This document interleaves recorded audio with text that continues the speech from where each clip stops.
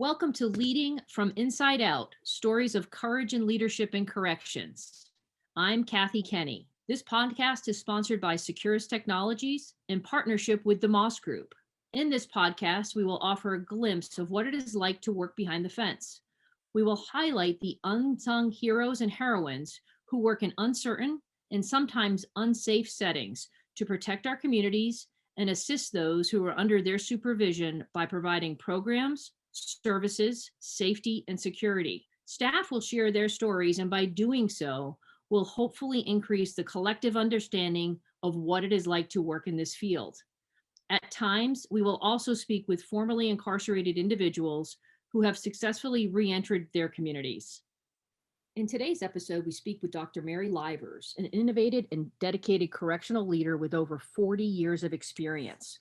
Her career has spanned 4 states, Arkansas, Oklahoma, Maryland, and Louisiana, and includes work in both adult and juvenile corrections.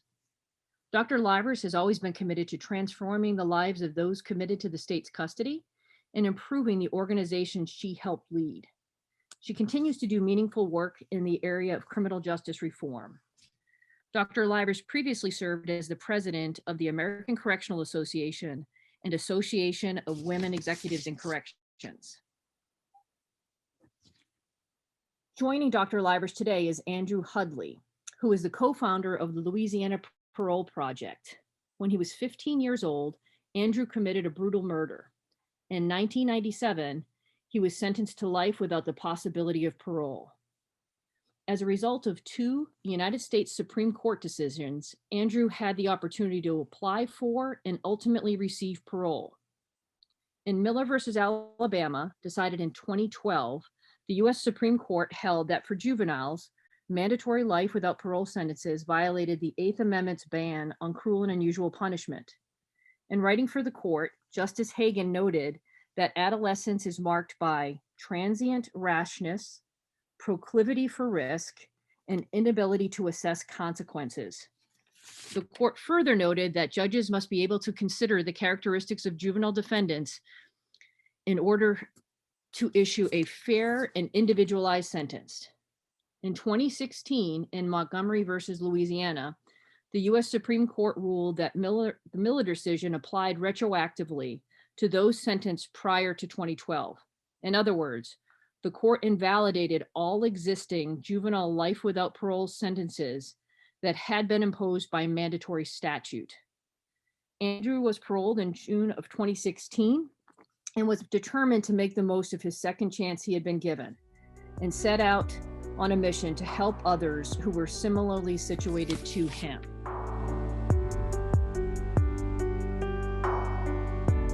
What is your name, and what have been your various roles in the organizations you have led or helped to lead over the course of your more than 40-year career? My name is Mary Livers. As you mentioned, I have had many roles over my 40 years. I started off as a research assistant in Arkansas. What I consider a short period of time, I found myself to be a deputy warden at the women's prison. That was very interesting, and I was there for about 4.5 years. I went from there, I was recruited to Oklahoma to be a deputy warden at a men's prison, which was like 1981. It was almost unheard of to have a female working in a male prison at the time. So I did that. And once I got to Oklahoma, I got promoted about every 2 years or so, whether I really wanted to or not. I was superintendent of a work release center that was co-ed for a while. I worked at central office over programs, classification, population management. I got out of headquarters, went to work as the warden of a women's prison. From there, I was asked to be the head of the Community Corrections Division, which had like about 11 correctional work release centers across the state. After that, I was a regional director. I had several prisons, probation, parole, and community corrections all under my purview. Long story short, I worked myself up to the second in command of the Oklahoma Department of Corrections. Then I decided to work on my PhD. I got my PhD from University of Oklahoma, worked in the private sector for about 2 years and parted ways with the private sector, went back to work in Maryland in a similar position. I was sort of second of command of all the operations there, to include the Baltimore City Jail, probation, parole, and the facilities. And then I got a chance to come back to Louisiana and work in the juvenile system. So I've had a long and interesting career for those years. What brought you to work in corrections? That's a good question. Really, it was sort of the process of elimination. I studied sociology and psychology in college, and then I got my master's degree in social work. But I didn't see myself as a traditional social worker. And I had been exposed to some correctional operations, and I just thought I would do well working in the field of criminal justice as a social worker. So that's really how I got into the field. And what kept you in the field? I stayed in the field because it was interesting, it was exciting, it was never a dull moment. And I felt like in all the positions that I held that I was making a difference.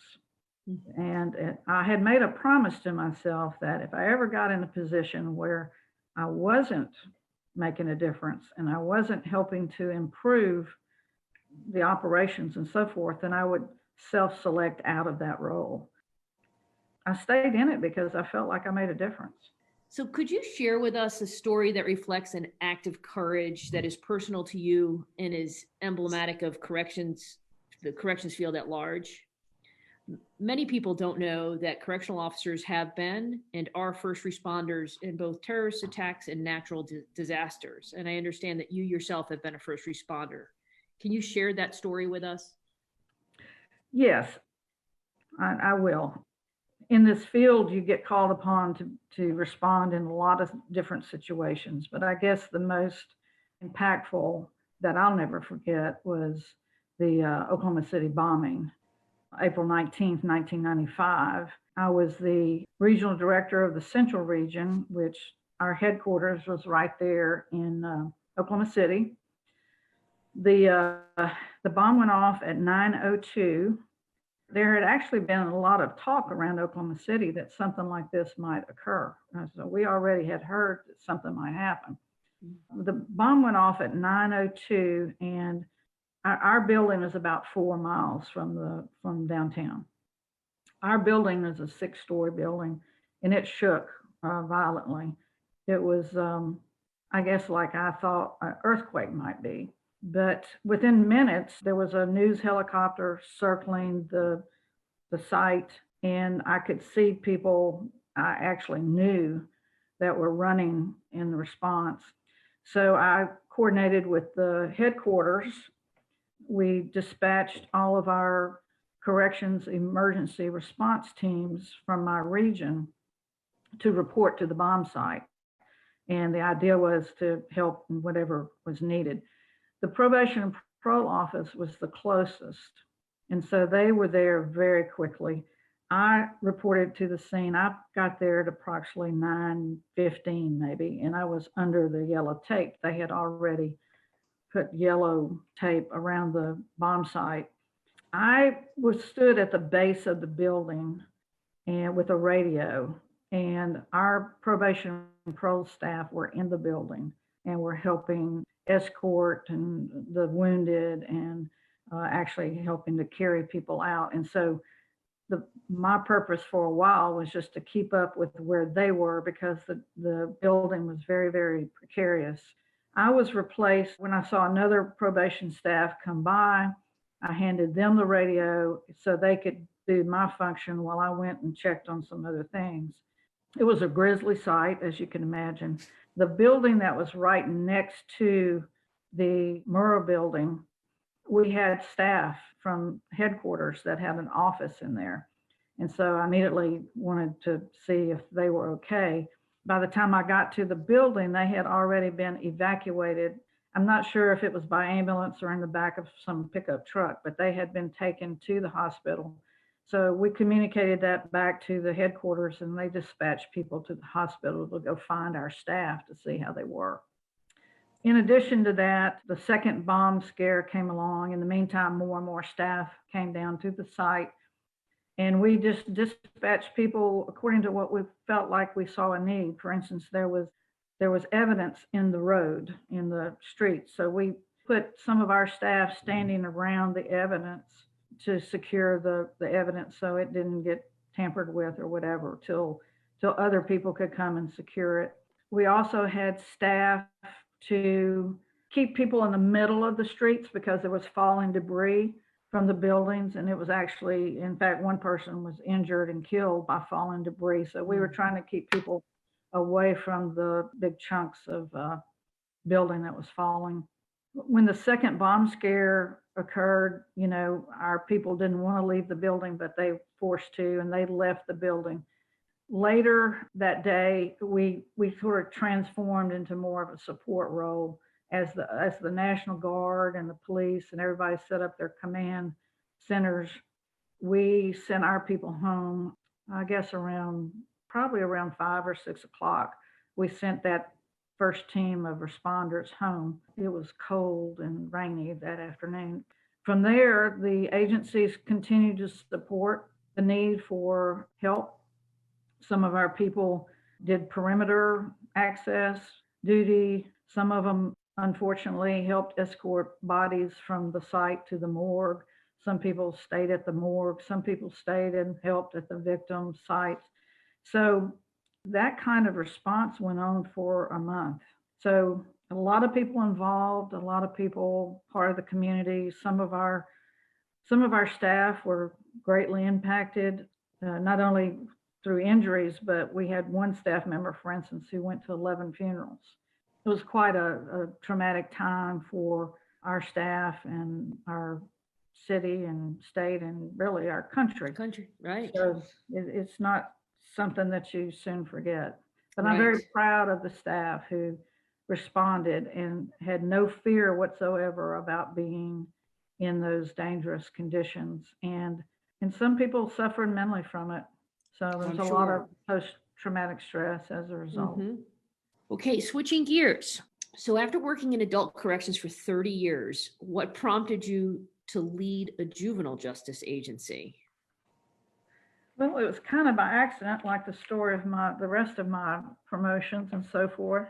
I was recruited to come to Louisiana and be an assistant director for the Juvenile Justice Agency. And I really was interested in juvenile justice because it was an area of reform. And I really, that attracted me. And it was also in my home state of Louisiana. So it made sense for me in that stage of my career to head that way.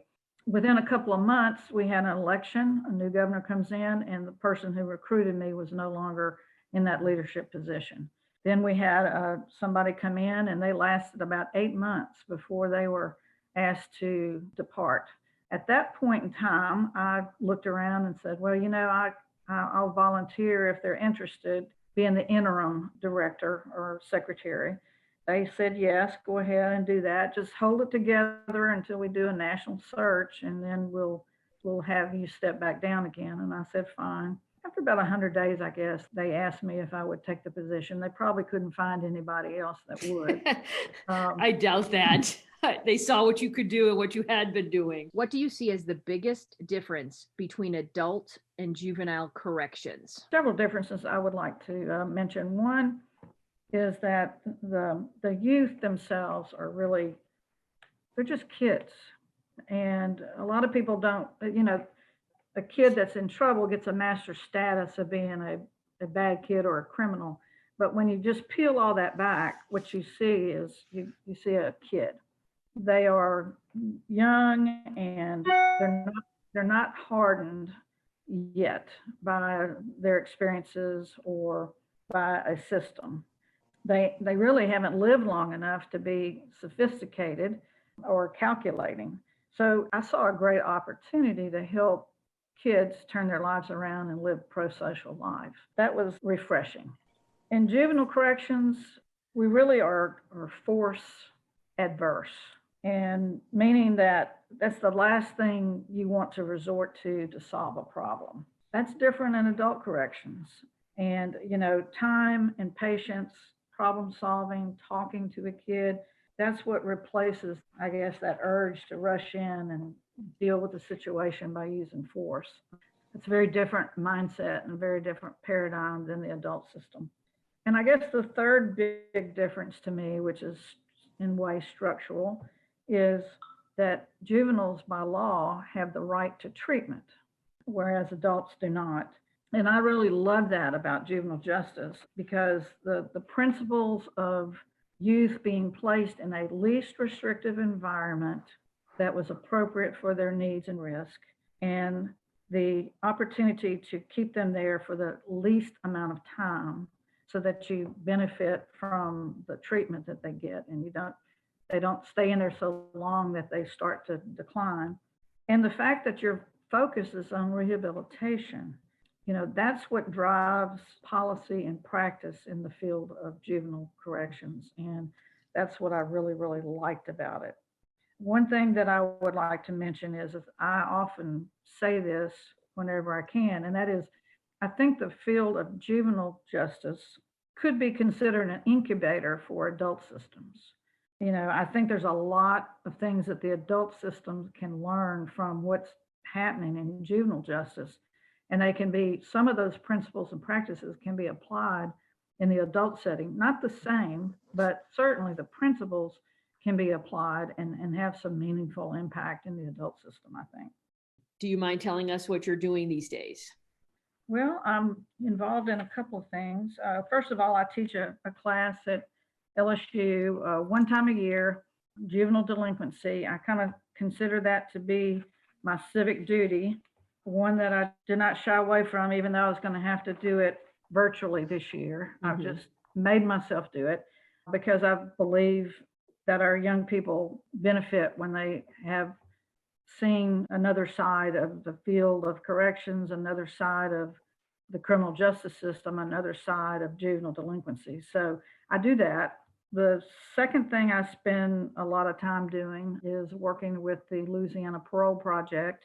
I started volunteering when it just started out with Andrew and two other people, and I have stayed with it, and now I'm the president of their board.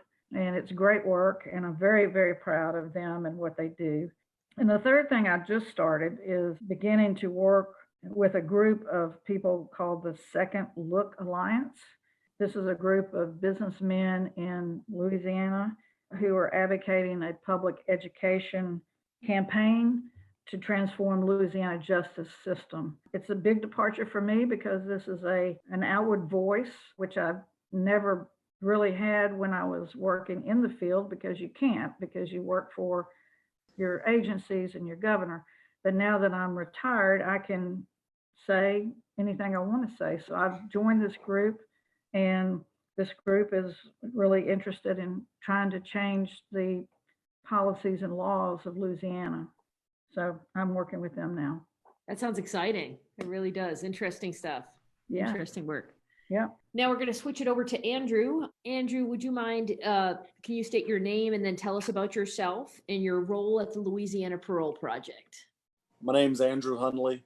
I'm executive director of Louisiana Parole Project. And before I was executive director of Louisiana Project for years and years, I was incarcerated. When I was 15 years old, I was given a life without parole sentence. For quite a while, didn't have a reasonable hope that I would ever come home. However, thanks to a series of U.S. Supreme Court decisions that in essence said children shouldn't be sentenced under the same schemes as adults, especially for the most serious sentences, I was given a second look.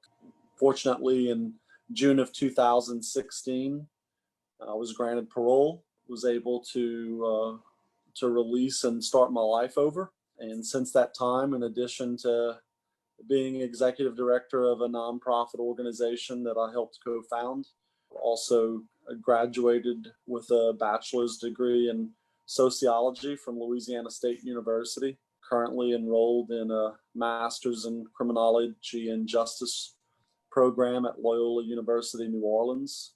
I'm a homeowner. I'm married.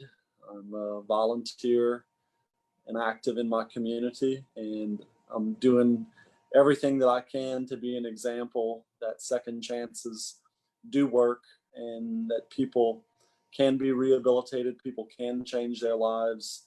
There are many people who mean more to our communities, in our communities, than staying in prison indefinitely.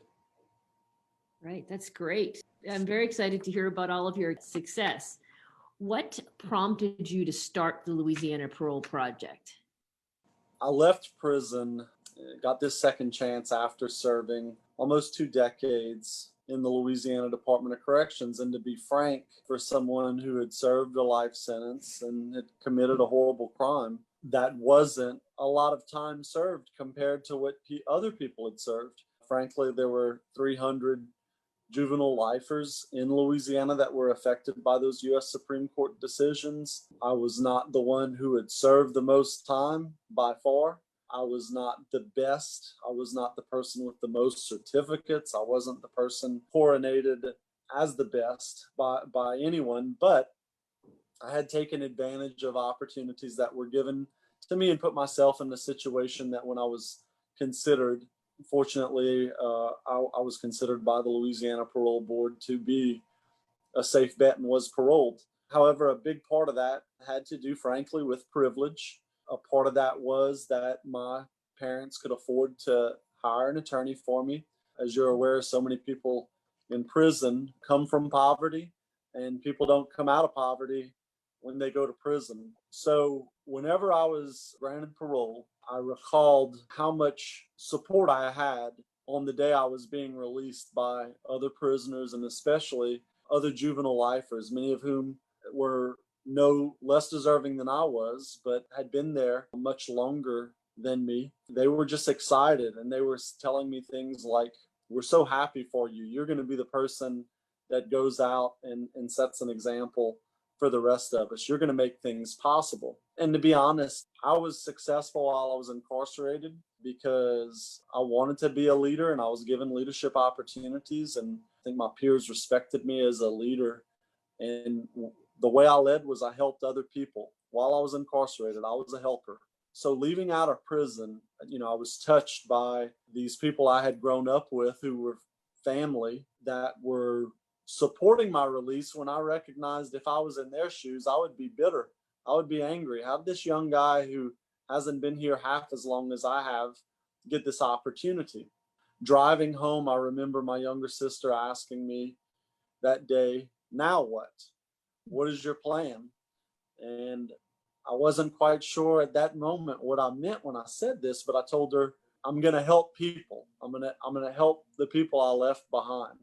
It's what I know how to do, and it's what I want to continue to do." And fortunately, my support and support network did not end the day I got out of prison. Together with those people who were supporting me, my attorney and LSU law professor, other people who had supported this idea of Louisiana Parole Project, we worked together, and our task, our objective, our mission was twofold. We wanted to provide representation to people who were deserving of a second chance, but who through no fault of their own could not afford that advocacy that makes such a big difference in parole hearings.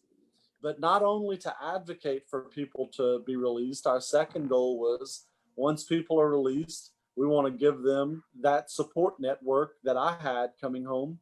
We wanted to give them the best opportunities to succeed, to prove that people who've been incarcerated for such a long time aren't there because they're so bad and they have to stay in there to protect society, but they're there because, our system and our laws have forgotten about them. So Louisiana Parole Project helps deserving men and women get their second chance, but we don't walk away from them the day of their parole hearing. Rather, we're there to pick them up at the front gate of a prison, and we're there for the next weeks and months and even years ahead to provide them support.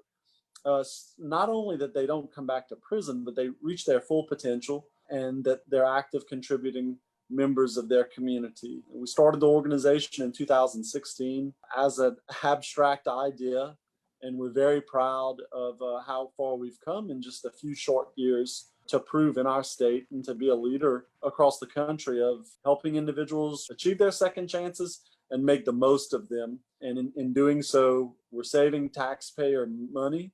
We're sort of trailblazing in what we're doing and setting an example for other systems and other states to have the same model that we have. Was your co-founder somebody who had been incarcerated and released as well? No, actually, one of the co-founders was my attorney, who had actually been involved in prison and reentry law for years. Okay. And a law professor at Louisiana State University who, through clinical education, had started a program at LSU to provide on a small scale at that time some advocacy for people who were in prison and were being released. Would you be willing to share a story or an example when someone made a difference in your life while you were incarcerated? Sure. I'm so lucky that, a big part of me being where I am today is because it took a village to support me, even in prison. We hear that it takes a village to raise a child, some people say.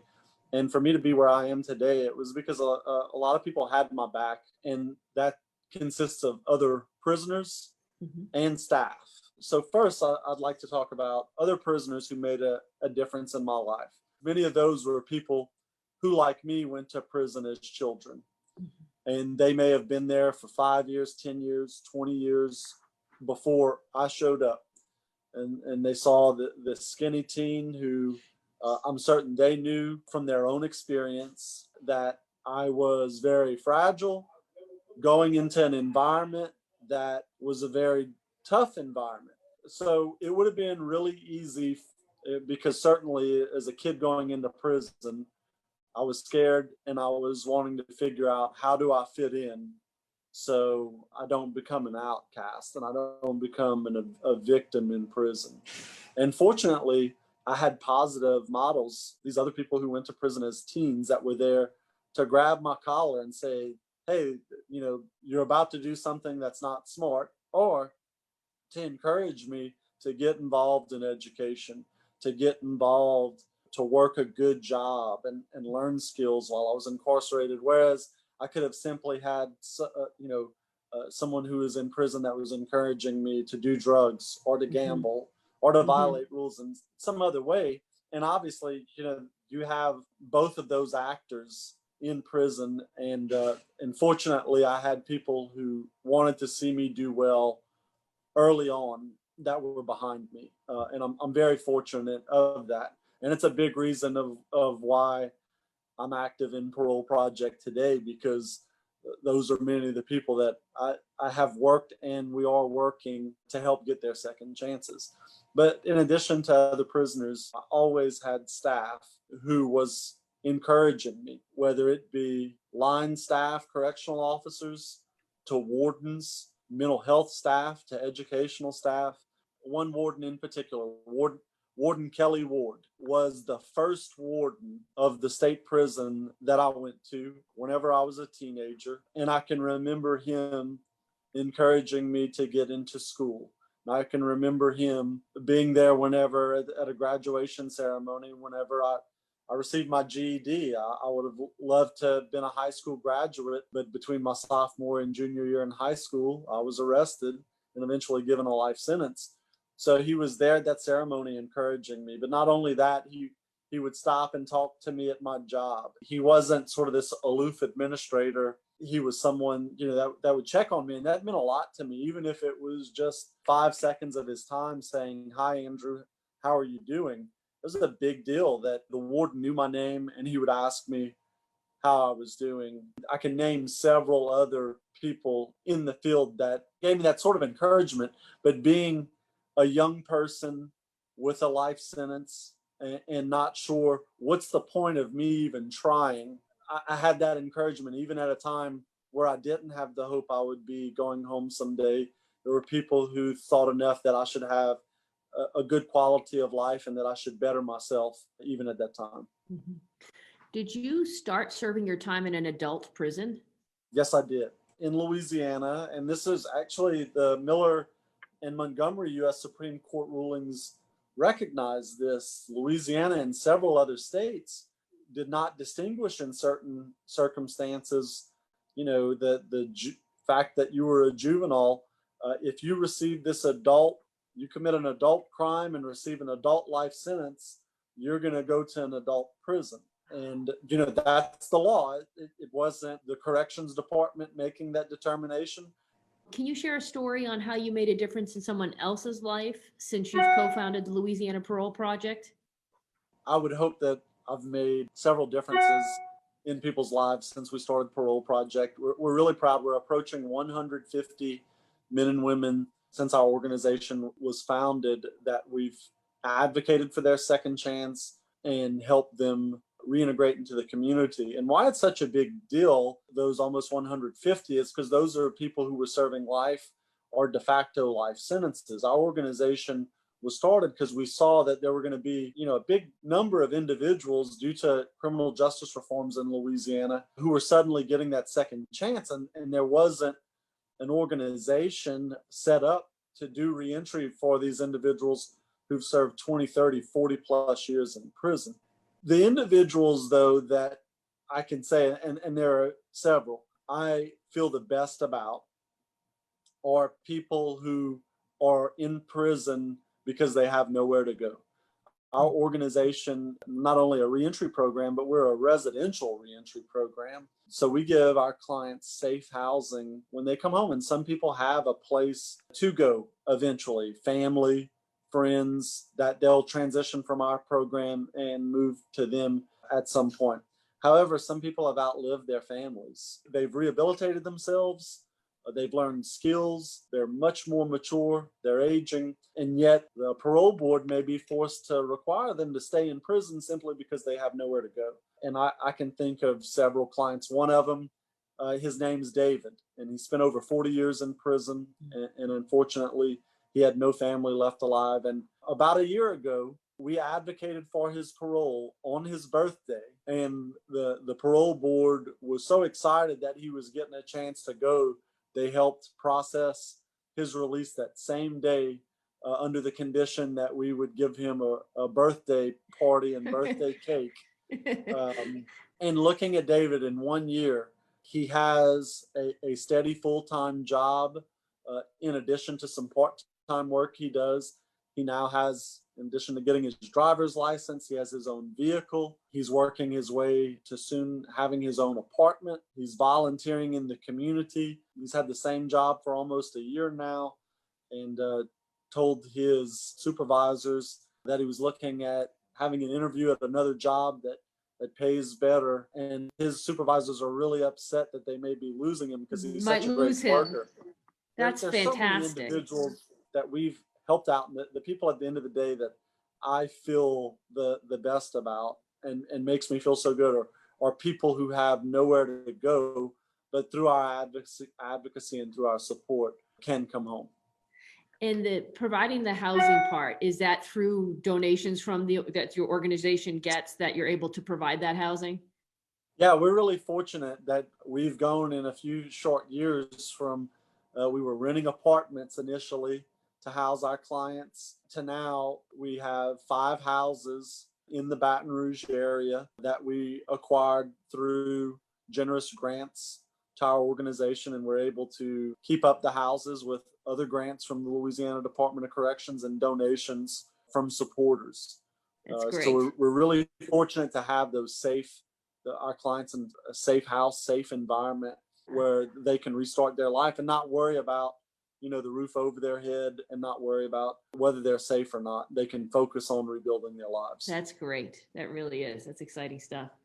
We're going to switch back to you, Mary. You mentioned briefly that you're now the, chair of the board or the board director for Louisiana Parole Project. Could you give us a little more background of why you chose to get involved with this organization? I heard Andrew speak. I was part of a panel. I think it might have been in 2016. I was part of a panel with him and the chair of the parole board and the attorney that he was speaking of, Keith Nordyke. And I was so impressed with Andrew, and he mentioned that they wanted to start this nonprofit. And at that point in time, I just told him and Keith that it was something that I really wanted to help with if possible. It made so much sense. And I just felt like these guys were going to make something happen. And I volunteered at that point in time to be part of it. As Andrew said, it's just grown into a really professional organization. It's a nonprofit. We have a board of directors. We have policy and procedure. We've purchased housing. It's gone from a idea to a mom and pop to a professional nonprofit in a very short period of time. So it's been great working with Andrew and his team. It's great. It's really a very impressive story, and I'm excited to have a chance to share it with others. Thank you for listening to today's episode. Currently, there are 25 states that ban life without parole for juveniles entirely. 6 more do not have anyone serving that sentence for a crime committed with a juvenile, and 19 states allow life without parole for juvenile murderers. According to the Sentencing Project, there were 1,465 people serving a life without parole sentence for crimes committed as juveniles at the start of 2020. On April 22nd, 2021, the Supreme Court in Jones versus Mississippi decided that the Miller and Montgomery decisions do not require the sentencing judge to make a separate factual finding of permanent incorrigibility before sentencing the defendant to life without parole. This seemingly takes a different turn than the prior 2 decades of the court's decision relating to juvenile sentencing. This episode has focused on transformation, redemption, and what a person can do with a second chance. We acknowledge the victims in these cases don't have the opportunity for second chances. In a future podcast, we hope to hear from a victims organization regarding their views on criminal justice reform efforts.